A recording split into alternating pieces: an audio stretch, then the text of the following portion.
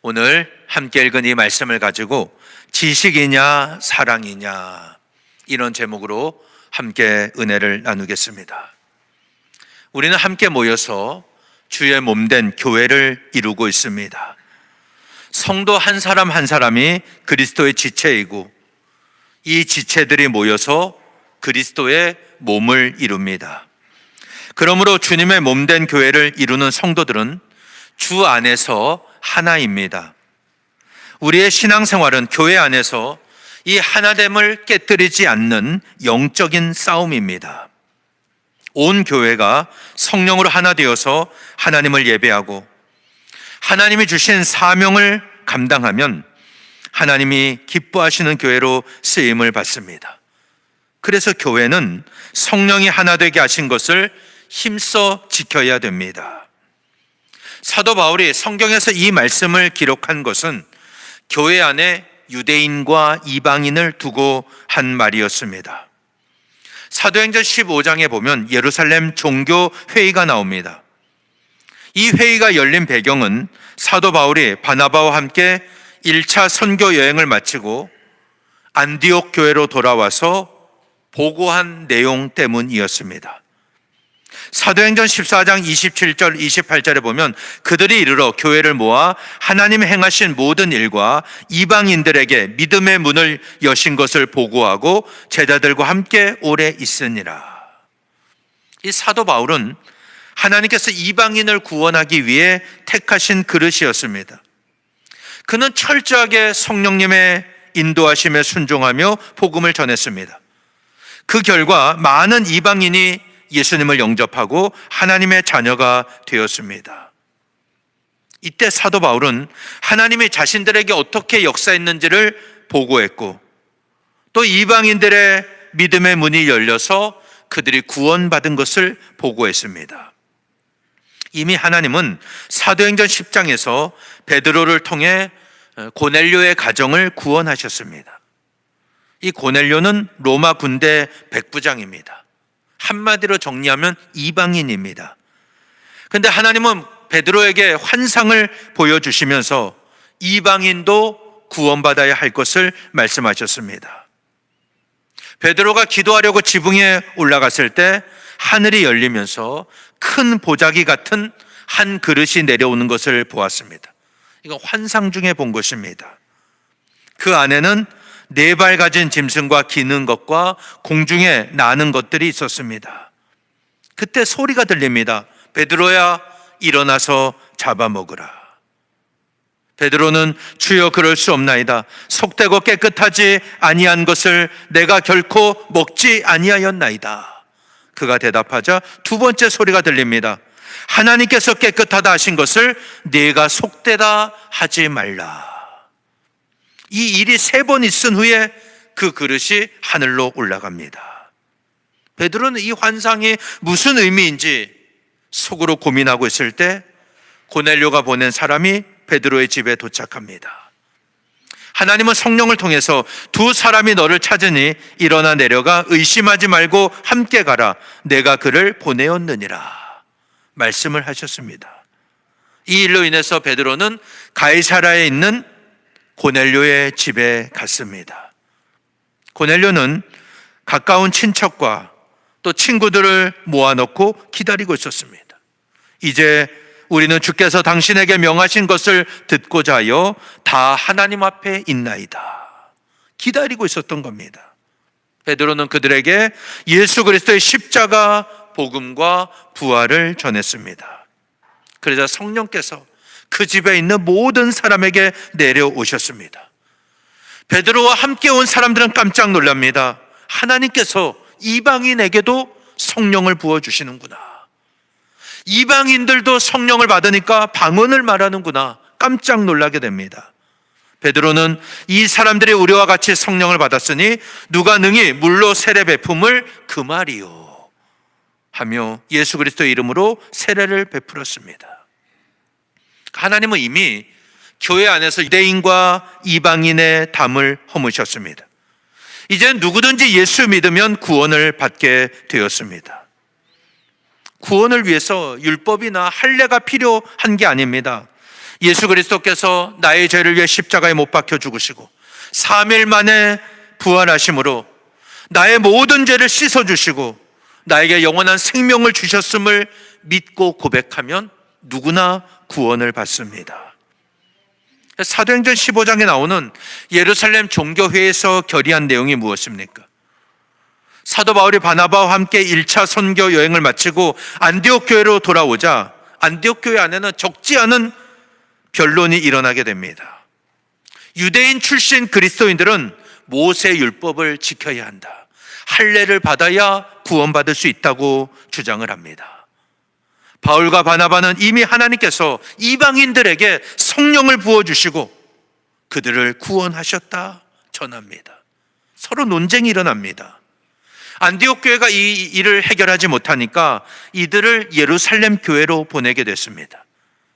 그래서 예루살렘 교회에서 이 문제를 놓고 사도들과 장로들 그리고 바울과 바나바 함께 온 사람들이 서로 변론을 합니다. 그리고 내린 결정이 사도행전 15장 28절 29절입니다. 성령과 우리는 이 요긴한 것들 외에는 아무 짐도 너희에게 지우지 아니하는 것이 옳은 줄 알았노니 우상의 제물과 피와 목매어 죽인 것과 음행을 멀리할지니라. 이에 스스로 삼가면 잘 되리라. 평안함을 원하노라. 이게 예루살렘 회의의 결정 내용입니다.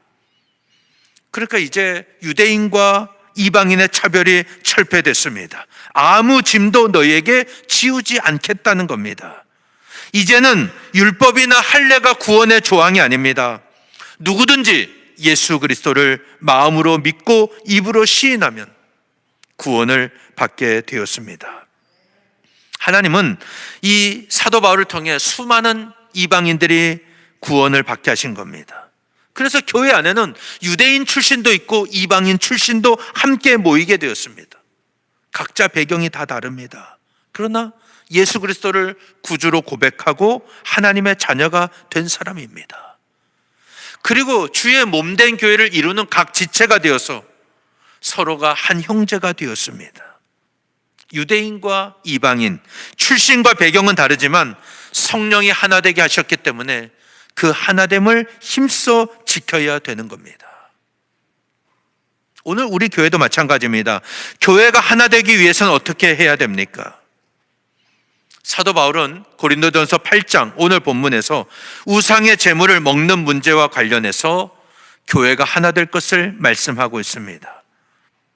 고린도 교회 안에서 이 우상에게 바쳐진 제물을 먹는 문제, 간단한 문제가 아니었습니다. 그래서 이 8장부터 11장 1절까지 이 문제에 대해서 말씀을 기록하고 있습니다. 고린도 교회 성도들은 우상에게 바쳐진 제물을 먹어도 되는지 바울에게 편지로 물어봤습니다. 바울이 그 편지에 답을 한 것이 바로 고린도 전서입니다. 고린도 교회 성도들은 하나님에 대한 지식이 있었습니다. 그리고 우상은 아무것도 아니다, 아무 힘도 없다, 이것을 알고 있었기 때문에 우상의 신전에서 바쳐진 그 음식은 먹어도 아무 상관이 없다, 이런 생각을 했습니다. 이 생각에 대한 바울의 답이 바로 고린도전서 8장입니다.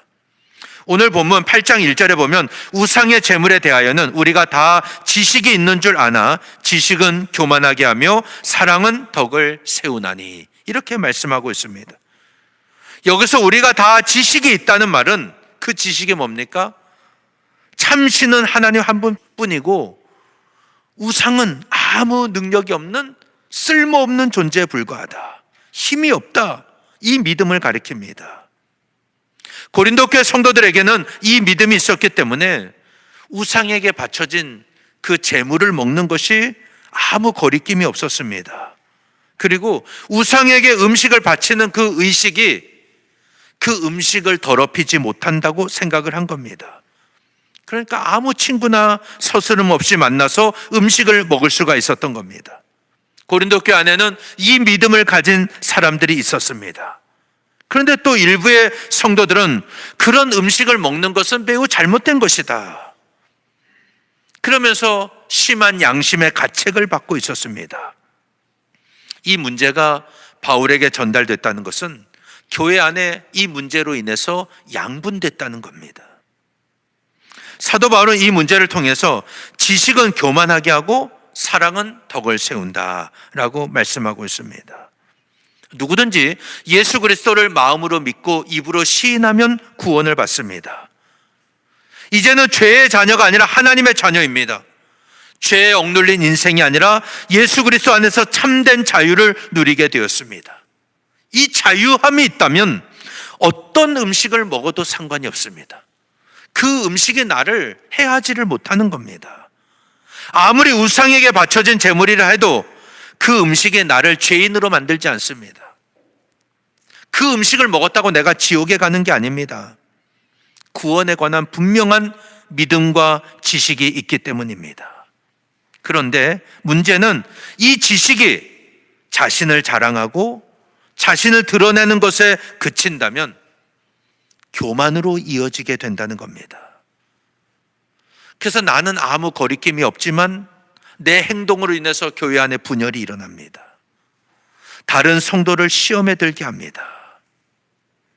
나에게 아무리 분명한 믿음과 지식이 있다 해도 다른 성도를 사랑으로 대하지 않으면 아무 소용이 없는 겁니다. 왜냐하면 교회 안에는 여러 사람들이 모인 공동체이기 때문에 믿음이 강한 사람도 있고 믿음이 약한 사람도 있기 때문입니다. 그런데 믿음이 강한 사람이 믿음이 약한 사람을 시험에 들게 하고 신앙생활을 주저앉게 만들 수 있음을 기억해야 됩니다. 굉장히 무서운 말씀이죠. 우리가 앞에서 이미 살펴본 바대로 예루살렘 종교회의에서 결의한 내용이 무엇입니까? 하나님의 구원에 있어서는 유대인이나 이방인이나 차별이 없어졌습니다. 이제 할례 받지 않아도 예수 그리스도만 믿으면 구원받게 되었습니다. 단지 4가지만 멀리하면 됩니다. 그 4가지가 뭐였습니까? 우상의 제물, 피, 목매어 죽인 것, 음행, 이 4가지만 피하면, 이것만 멀리하면 누구든지 예수 그리스도의 이름으로 구원받고 하나님의 자녀가 될 수 있었습니다. 그런데 지금 이 고린도 지역에서는 우상의 제물을 먹는 문제가 현실적인 문제였습니다. 무슨 말이냐면 고린도 교회 성도들에게 우상의 제물과 전혀 상관없는 삶을 사는 것 사실상 불가능했다는 겁니다. 사람들의 모임이 신전이나 우상과 관련된 장소에서 모였기 때문입니다. 이건 공적인 모임이나 사적인 모임에 다 해당됐습니다. 오늘날 쉬운 말로 풀어서 설명을 한다면 결혼식이나 장례식장 같은 데 갈 수가 없었다는 겁니다. 그러니까 이 문제는 고린도 교회 성도들에게 커다란 갈등을 일으키는 문제였습니다. 왜냐하면 결혼식장이나 장례식장에서 제공되는 음식이 다 우상에게 바쳐진 음식이었기 때문입니다. 그렇다면 그걸 먹을 수 있었겠습니까?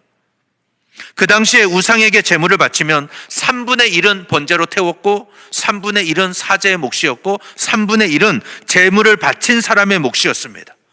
그런데 사제가 자신의 몫을 가져가지 않으면 그 3분의 1을 시장에 갖다 팔았습니다. 그래서 시장에서 파는 음식물의 대부분은 우상에게 바쳐진 제물이었습니다. 그러니까 마음 놓고 사 먹을 수도 없는 거예요. 결혼식장, 장례식장에서 제공되는 음식 다 우상에게 바쳐진 제물입니다. 그래서 고린도 교회 성도들 중에 일부는 이런 음식은 이미 우상에게 오염된 음식이고 만약 이 음식을 내가 먹으면 나도 우상 숭배에 동참하는 것이 아닌가 그렇게 고민하게 된 겁니다.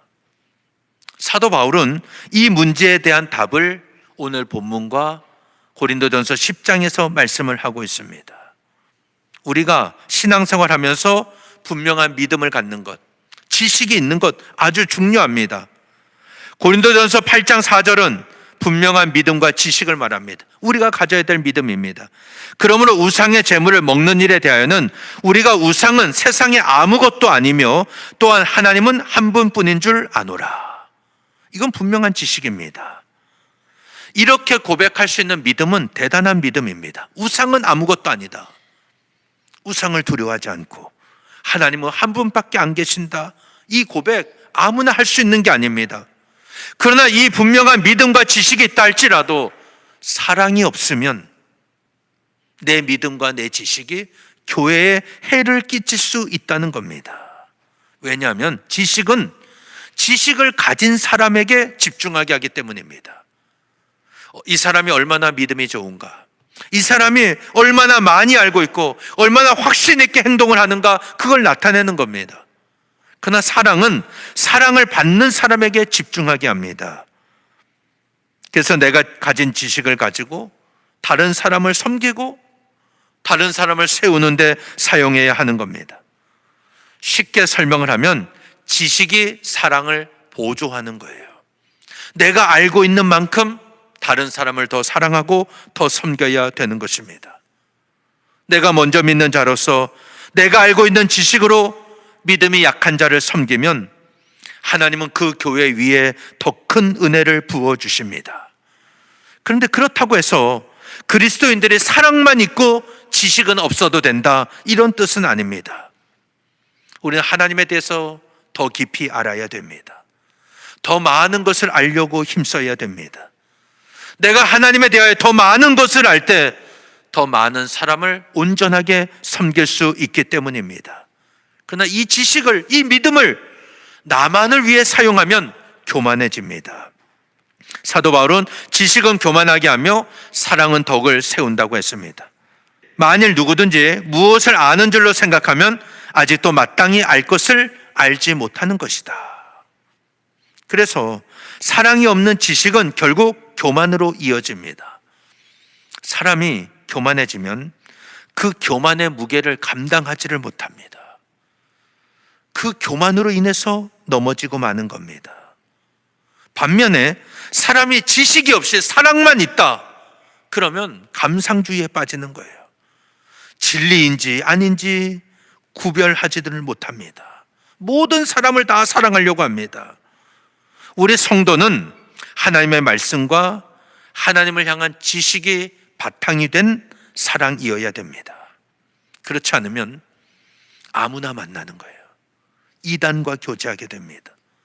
악한 세력을 구별하지를 못한 채 잘못된 길로 빠질 수가 있습니다.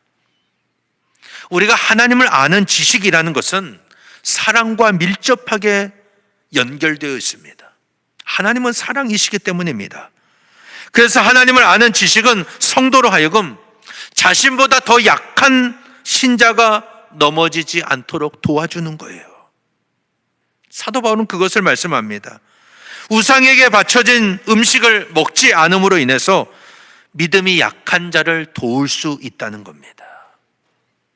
8장 7절 말씀해 보면, 그러나 이 지식은 모든 사람에게 있는 것이 아니므로 어떤 이들은 지금까지 우상에 대한 습관이 있어 우상의 제물을 알고 먹는 거로 그들의 양심이 약하여지고 더러워지느니라.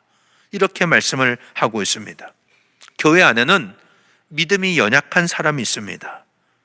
신앙생활 한 지 얼마 되지 않았기 때문에 영적으로 보면 아직 어린아이와 같습니다.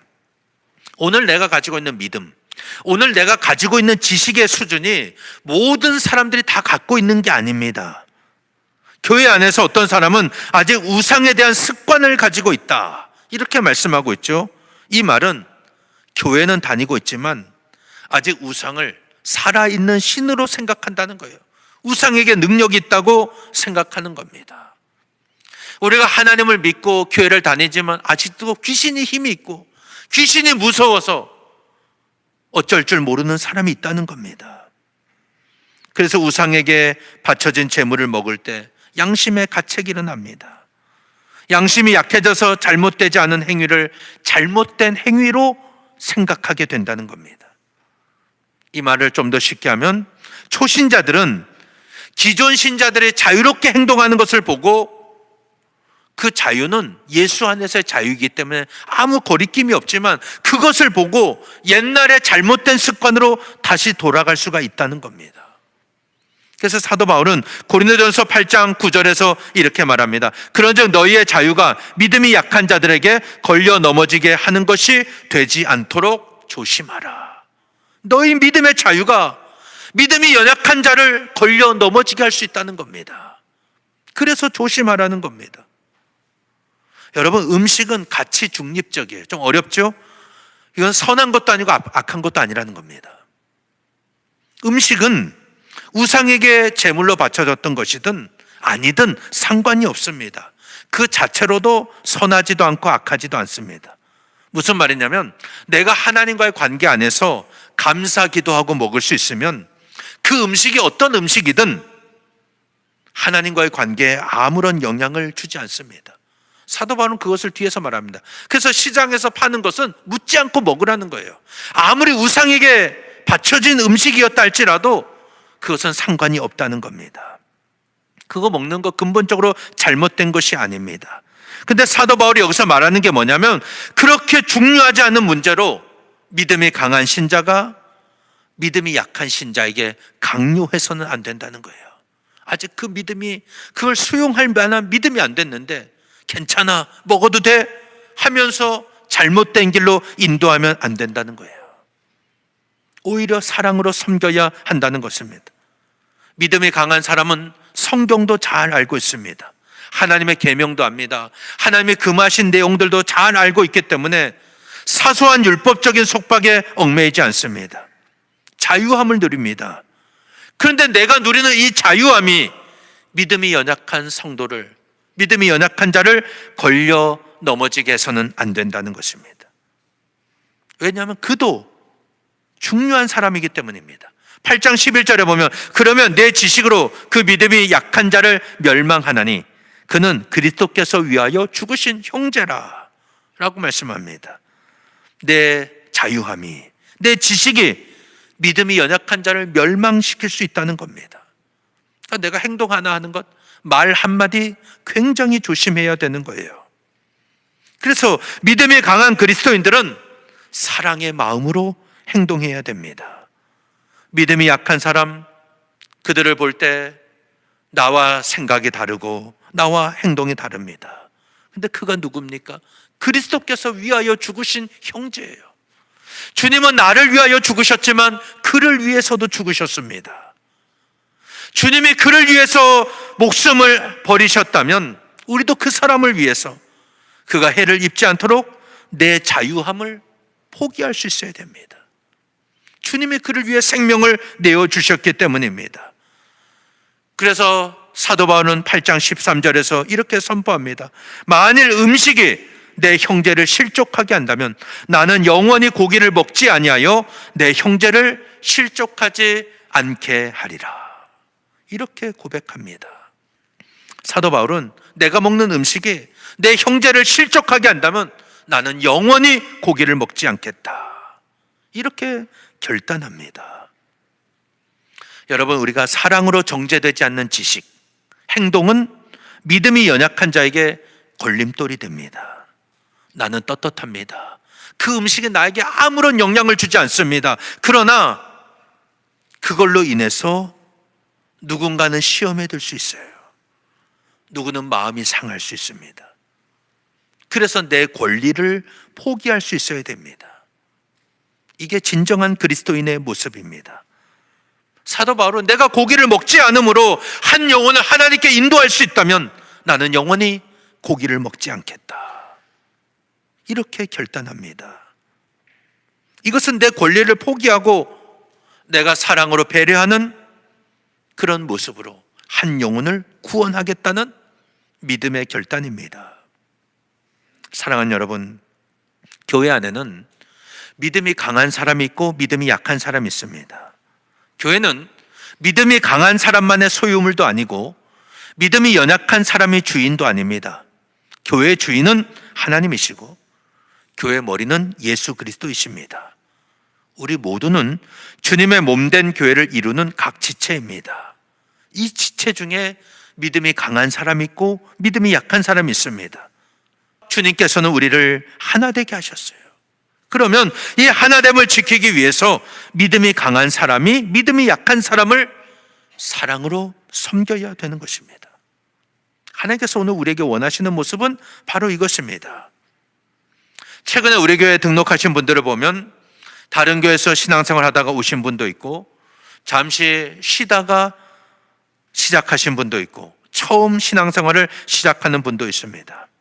다른 교회에서 오신 분들도 나름대로는 그 마음에 아픔이 있고 상처가 있는 분들입니다.